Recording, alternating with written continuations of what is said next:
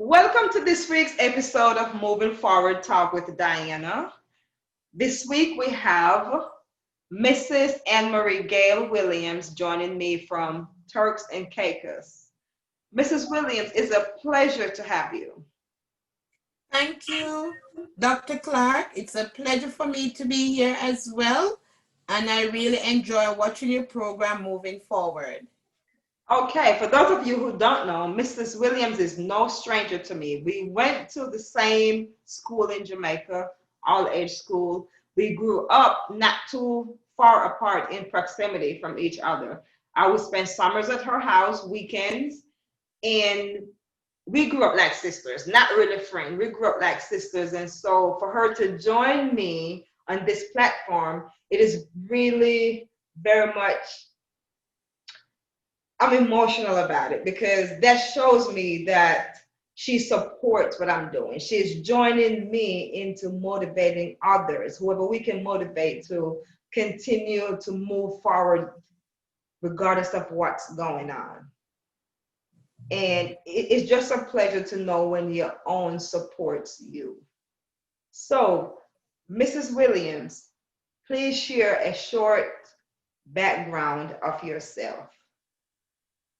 Well, as I stated, Dr. Clark, we grew up in Jamaica together in the same community, and we are like sisters. And as I said, it's a pleasure for me to be on your program this evening, and I really look forward for us to have a great time and give words of encouragement and motivate others to move forward. I am from Jamaica. I attended Malvern Bethlehem Teachers College, where I obtained my diploma in education. Then I moved on to Northern Caribbean University, where I obtained a Bachelor's of Art in Education. After years of teaching, I migrated to the Turks and Caicos Island. And while I am living in the Turks and Caicos Island, I have obtained my master's in education.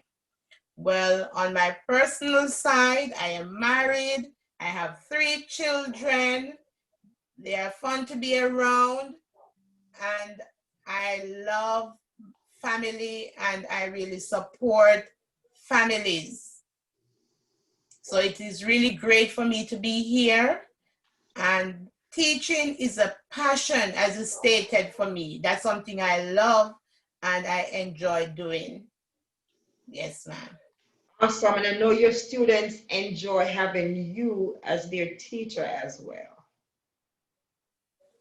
Mrs. Williams will be sharing on the shift in our education system and its impact, the impact of that shift caused by the current pandemic. And Mrs. Williams, the first question that I have for you is, how are you and your students moving forward during this pandemic as it relates to education? Well, this pandemic, the coronavirus, has really caused education to change drastically. And we as teachers have to make the best of the situation. We have to carry on with our daily lives.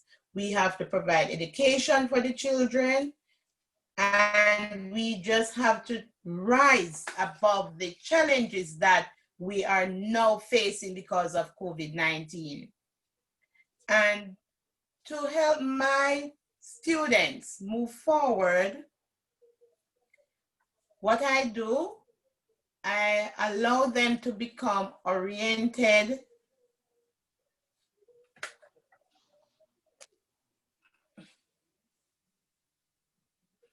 I allow them to become oriented about our online education that they will be getting. Because of the social distance, we now have to teach our students from a distance. Mhm. We can't have them face to face because we want everybody to keep safe. So we plan the education system around social distance. We have to plan giving these children an education while we are keeping our distance from each other.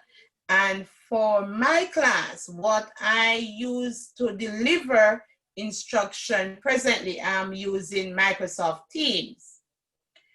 For this term, it is new to my students because when we started online classes, which was last term, when everybody got the whole changes, everybody had to adapt to the change, the sudden change because of COVID-19. Teachers and students who were not online have to come up with different ways and find how we will reach our students. Mhm. And so last term we were using Zoom, and we use Microsoft Notebook, and we use the phone, WhatsApp, to communicate and try to get information forward to the students. For this term, we had enough time to now plan and see how best we can move forward for this term, because we still have the problem with COVID-19. So my students are using Microsoft Teams now. So it is new for my students for this term. For their plan, allow the students and parents to become familiar with Microsoft Teams. And one of the things that I did was to train my students and give them practice during the orientation on how to use the new platform that they will be obtaining an education through. Now, I also have to let the parents be aware of how their children will achieve their education. So I had parent and teachers conference with the parents and inform them of all the plans and changes that will be enforced and that we have to adapt to. We also gave the students information on how they are to keep safe online. You know that internet safety is very important. Our children will be on the internet for a long period of time and maybe at times unsupervised. So we have to orientate these children about internet safety. We also had to look at how these children should behave when they are online, because not because they are not face-to-face now, that means you can't put rules and guidelines into place to help these children make the most of their learning. So we outline how they're supposed to conduct themselves for classes when they are doing face-to-face online. When they're doing classes and we have like video conference class, what is expected of them. So we spent 2 weeks getting the students and parents ready for online instructions. Awesome. And know that has to be a little bit challenging. So how has this new norm impact the teaching learning dynamic, especially with our special needs students? Special needs. I have been trained to work with students with special needs for years now, and I've worked with students who have special needs for many years. And we know that it is a challenge for these students to function in our education system without getting full support. And can you just imagine how challenging it is for these students now to function with these changes to the education system, adapting to online learning and remote learning, getting limited support at times from even schools and from organization. So it is really a challenge for these students. And so as teachers, we have to find techniques and methods that will help these students, especially students with special needs, succeed while they achieve their education online or remotely. And one advice I can give to our other educators in helping these students achieve is that we have to provide the support they need. They need one-to-one instructions. We have to design our lessons and our class so that we offer one-to-one instructions to these students. We have to help the parents. At times, school can assign aides to help the parents work with their children while they are online. So there are many things. These students with special needs, they do not like their routine become disrupted. And with this new change, this new norm, their routine has been disrupted. And so we now have to help them make the transition. And at the same time, settle in and be successful in their academic goals. Awesome, awesome. Now, how has this impact, even as a teacher, how has this impact your lesson plan and the overall academic from your perspective?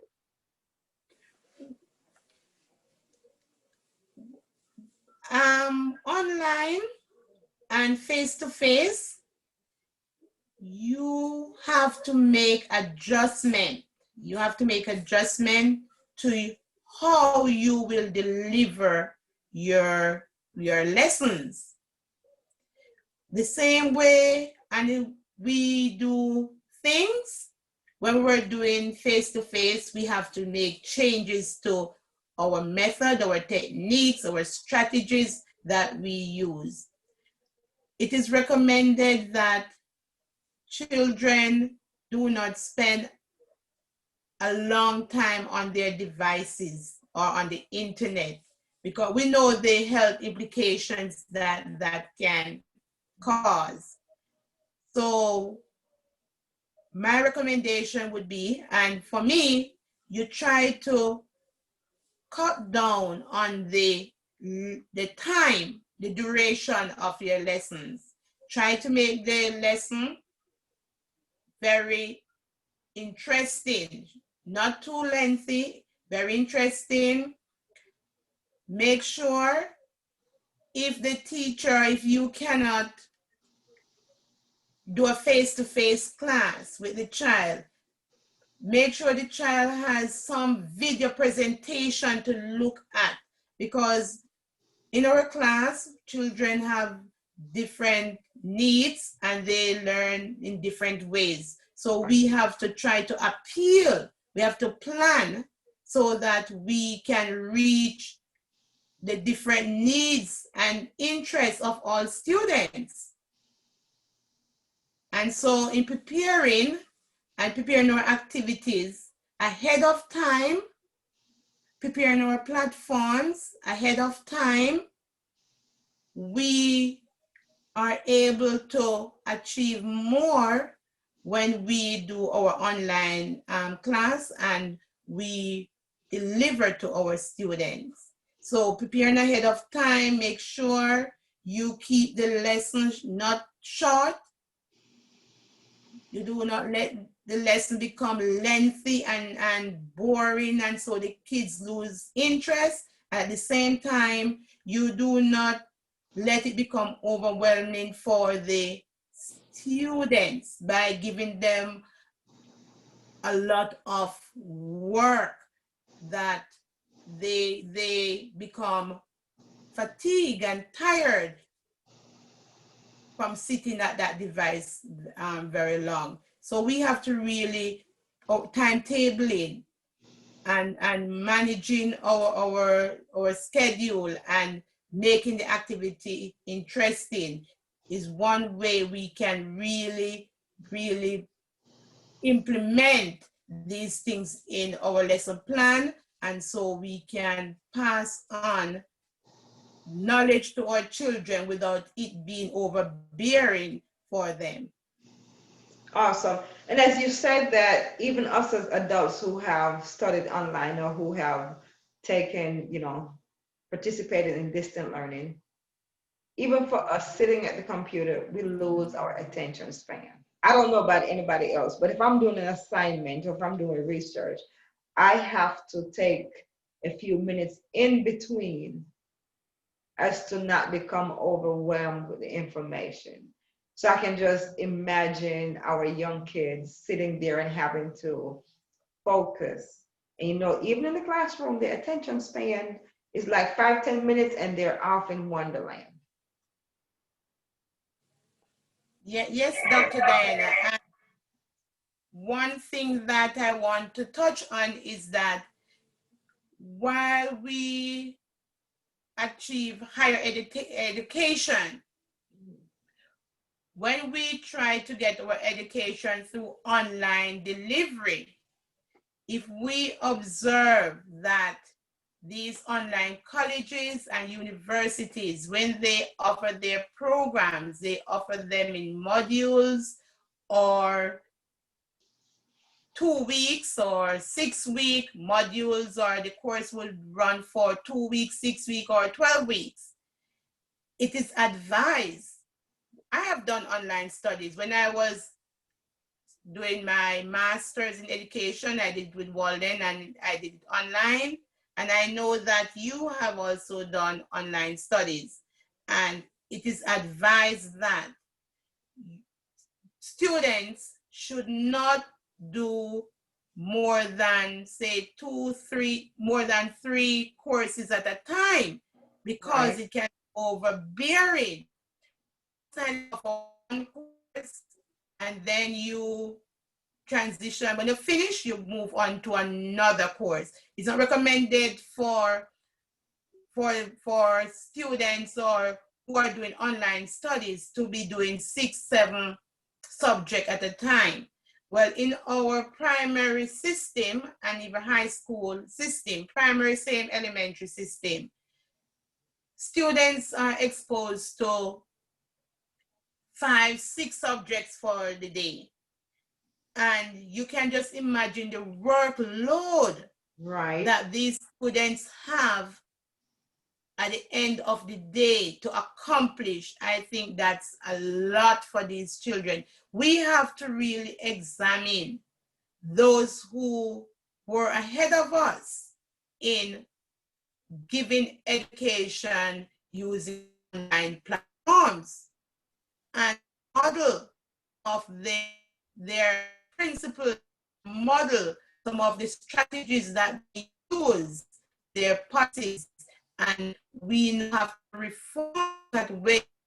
Primary and high school can reform the way we deliver education to our children. So that's something we should think about, and that's something we should really look at.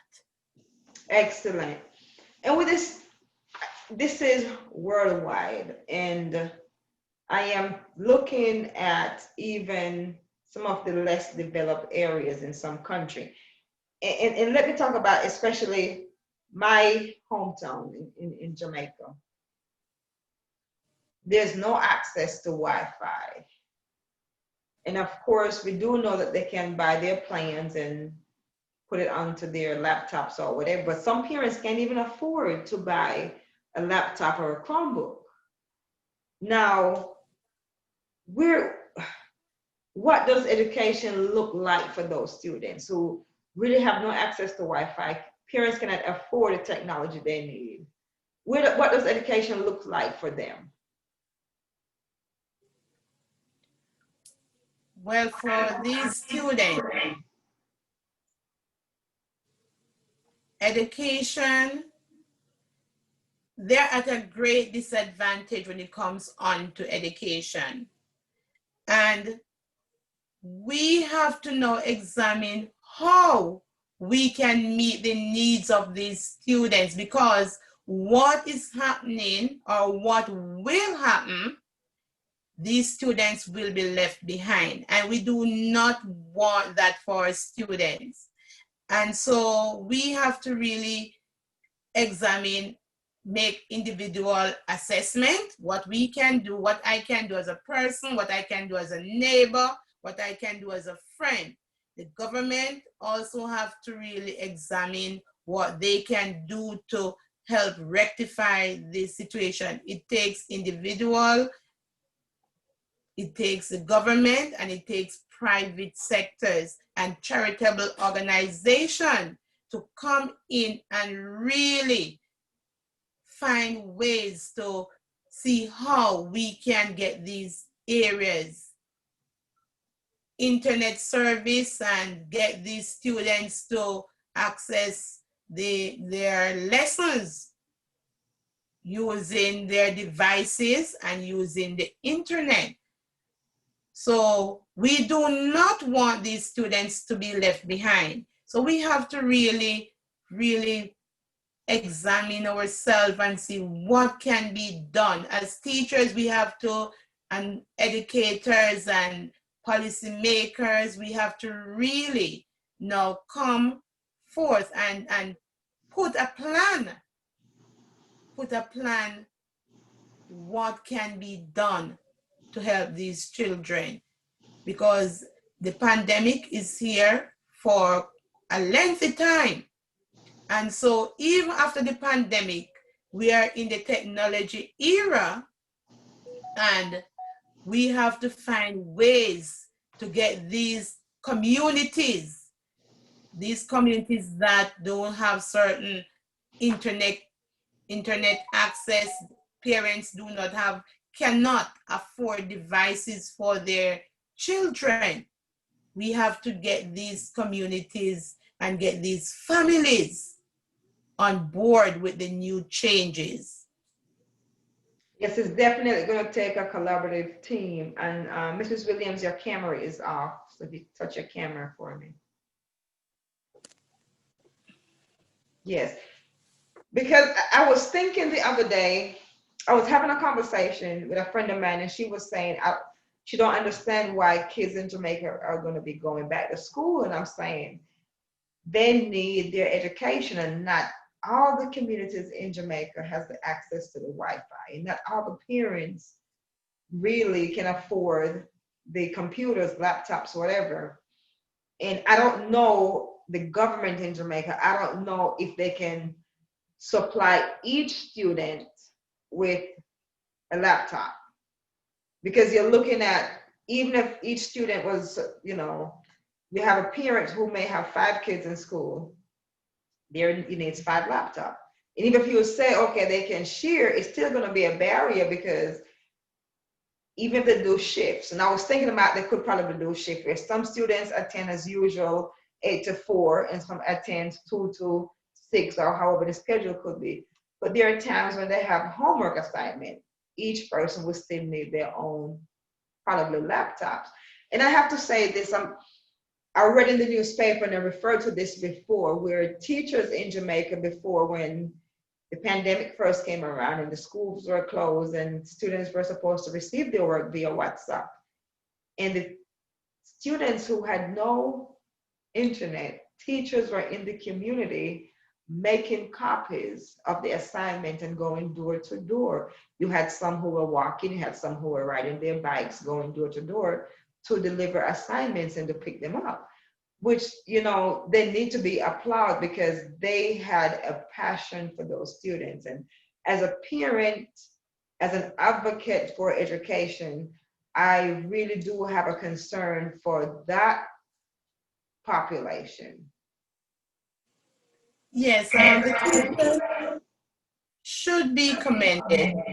You know, teachers always want to see their children do well, and they will make that extra effort. They will go the extra mile to make sure the students get some sort of academic help.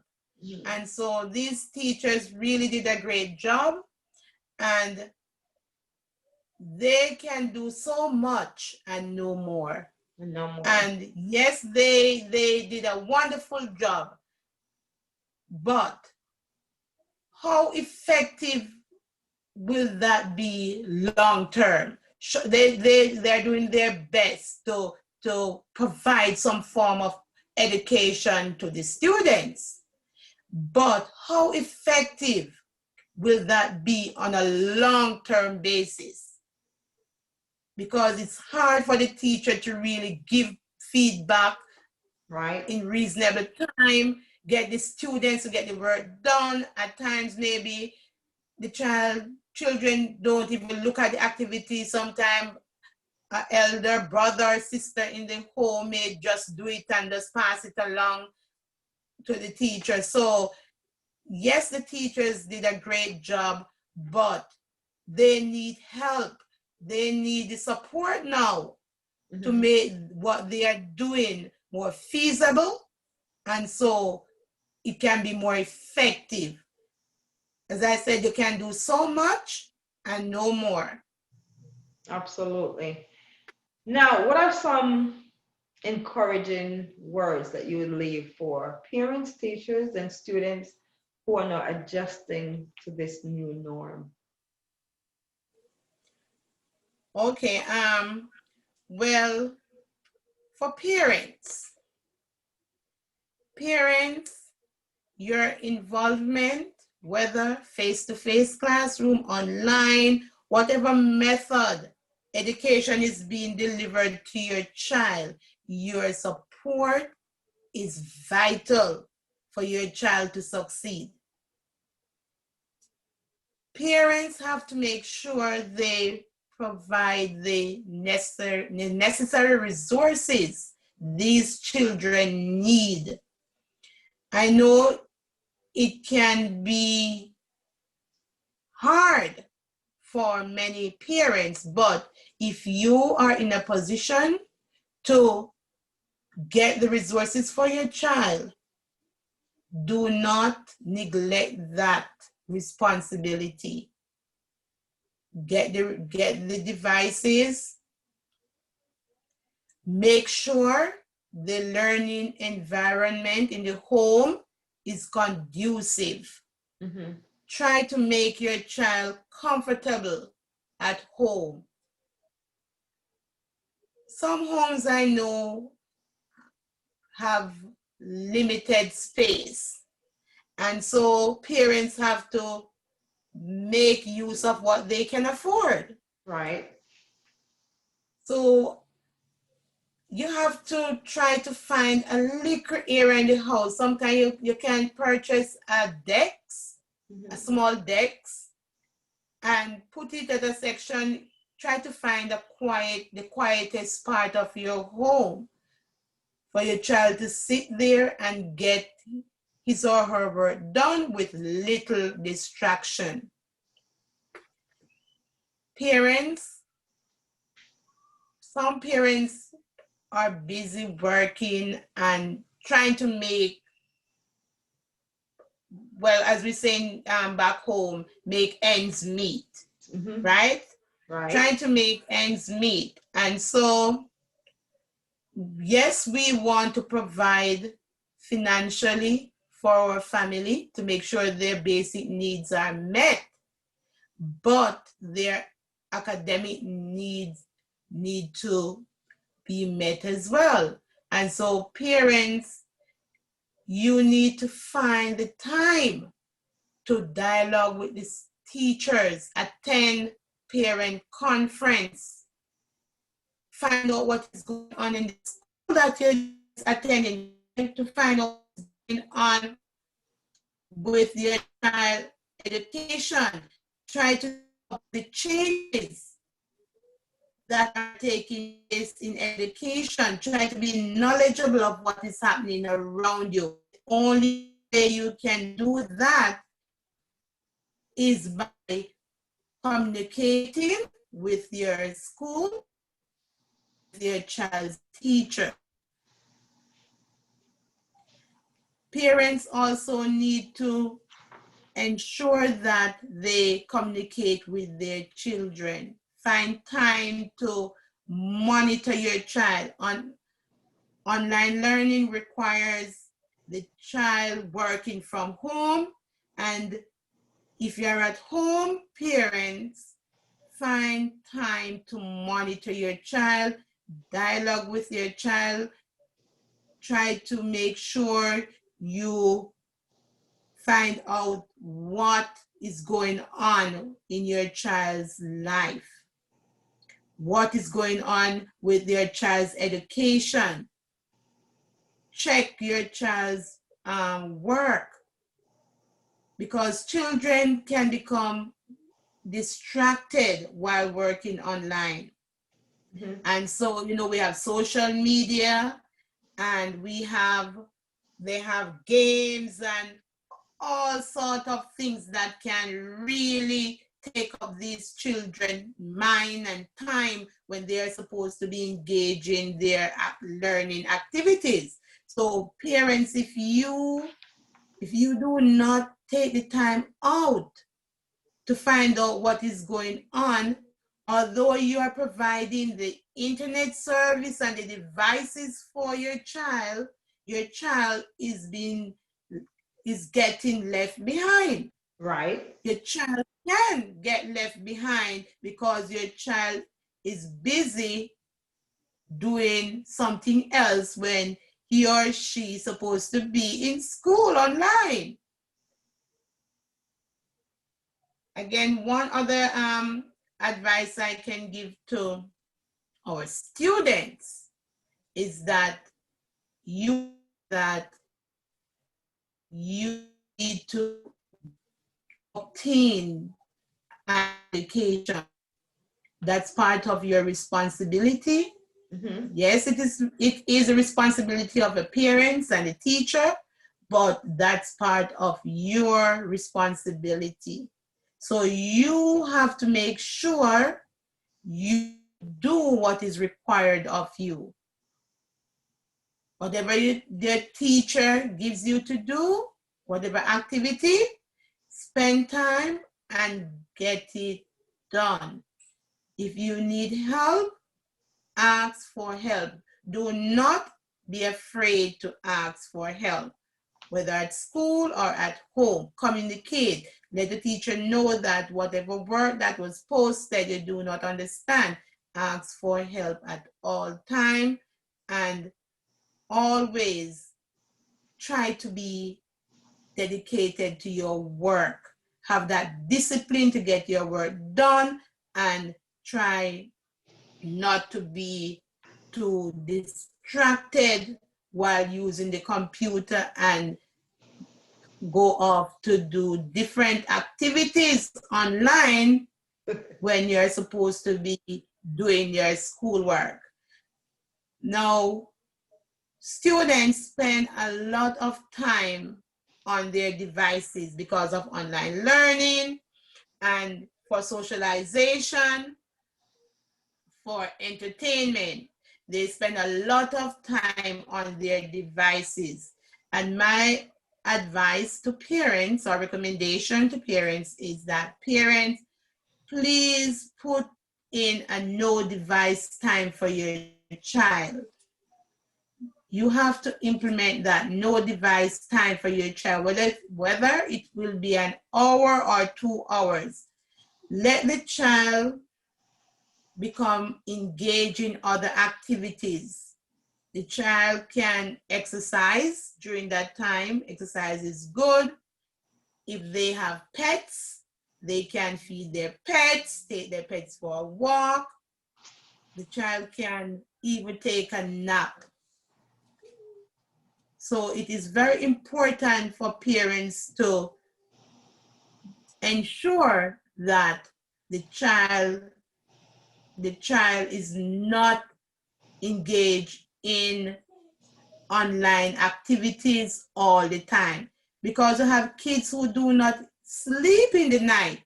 They're busy on games and social media. They don't even have time to sleep in the night. So parents need to know when is the cutoff time. And I think, well, it's not possible all the time, but parents can even remove some of these devices out of the reach of the child. And that is why I would recommend that you have an area where the child uses his or her device. And then when it's no device time, they do not get access to that area. Excellent. Well, thank you so very much, Mrs. Williams, for sitting here with me this week, tonight. I really appreciate and I really enjoyed this conversation.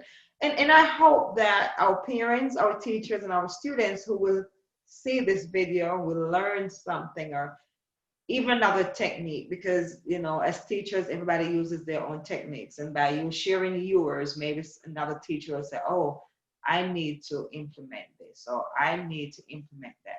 And I hope our students do listen and do make sure that they apply what they listen, especially taking time away from their devices, which I know is very hard. It's like putting the camera through the needle eye sometimes to get these kids away from these laptops, from this computer, from this gaming system. But the older they get, and especially our kids, who is very competitive with their grade, when they notice that their grades are slipping, that would be a sign for them to remove themselves from the other distractions.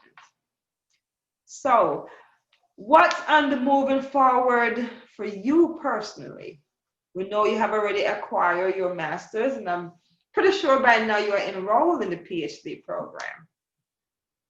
Well, I'm thinking of moving forward in my education still. You know, learning never stops. Never stops. Never stop. So yes, Dr. Diana, hopefully by 2021, I will be enrolled in the PhD program. Awesome. And now, you know, I will keep reminding you. Yes.